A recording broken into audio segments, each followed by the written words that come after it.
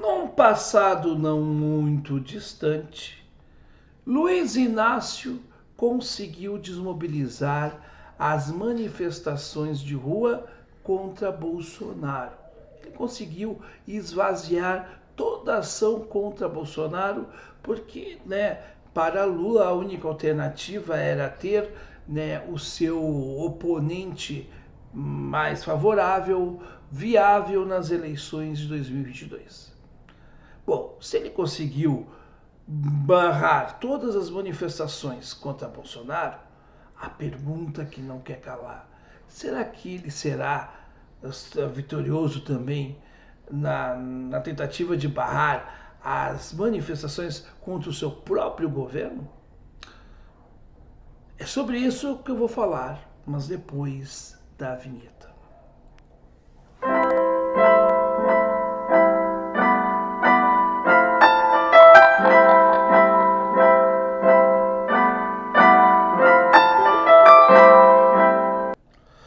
Pois, meus caros, será que Lula vai conseguir barrar as manifestações contra o seu governo?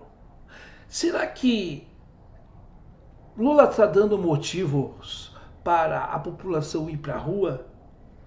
Será que Lula vai ter o mesmo êxito que teve em 2022 ao barrar as manifestações contra o Bolsonaro, usando o seu pelotão, inclusive, de choque, os seus fanáticos, para tentar, inclusive, matar pessoas que estavam contra Bolsonaro, como foi o caso que fizeram com Ciro Gomes? Pois é, essas questões têm que serem colocadas. E elas devem ser colocadas porque, efetivamente, nós temos muitas coisas para serem discutidas no Brasil, sem dúvida nenhuma. Mas a questão é como fazer com que as pautas relevantes e importantes do Brasil, como a questão econômica de um país que tem uma das maiores taxas de juros do planeta, como entender que é importante falar para a população de que é preciso a revogação o quanto antes das reformas trabalhista e previdenciária que são danosas para a população. Como é importante dizer para a população brasileira de que o tal arcabouço fiscal é um novo teto de gastos que vai prejudicar na manutenção do serviço essencial como o da saúde, o da educação, o da segurança pública, por exemplo. E que as promessas feitas por Lula são todas vazias e que não vão ser realizadas porque não consegue, não vai conseguir fazer, porque não existe governo pai dos pobres e corta recursos essenciais. Mas como fazer com que manifestações de rua contra Lula não se tornem manifestações bolsonaristas, circos bolsonaristas nas ruas? Porque nós tivemos o episódio ou os episódios das manifestações em frente aos quartéis, aquela coisa pavorosa em que teve ali uma resistência. A pensar que quem estava ali eram pessoas mais idosas em geral, não que não existissem pessoas de meia idade ou jovens, mas a maioria eram pessoas mais idosas, eu não sei, eu não visualizo essas pessoas em outras manifestações.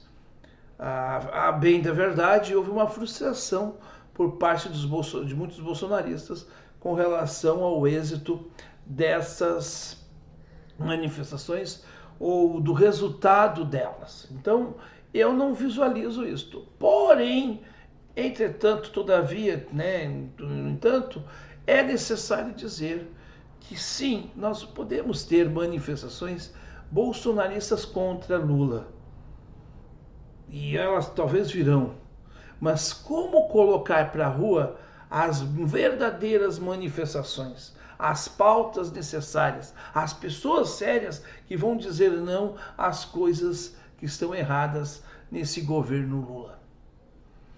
É este o problema. Como nós vamos, por exemplo, interagir com a população, chegar no coração da população, do eleitor afegão, como diria, né, o Emílio Surita lá do Pânico, ou do eleitor médio.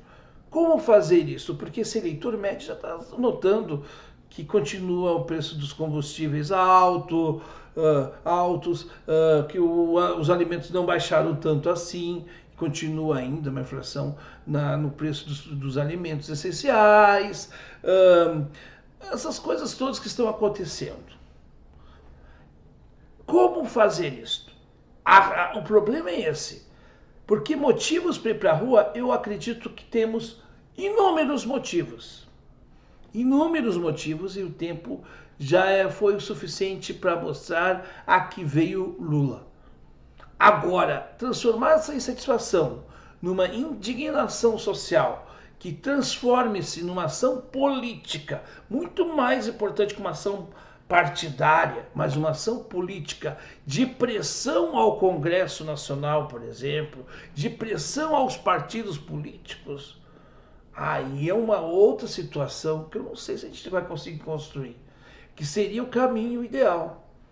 Então, nesse caminho ideal, eu penso que a gente precisa olhar com muito carinho. Sim, existe demanda para ir para a rua, mas como ir para a rua e com quem a gente vai para a rua? Porque ir para a rua para fazer parte do círculo bolsonarista não nos representa também. Não pode nos representar.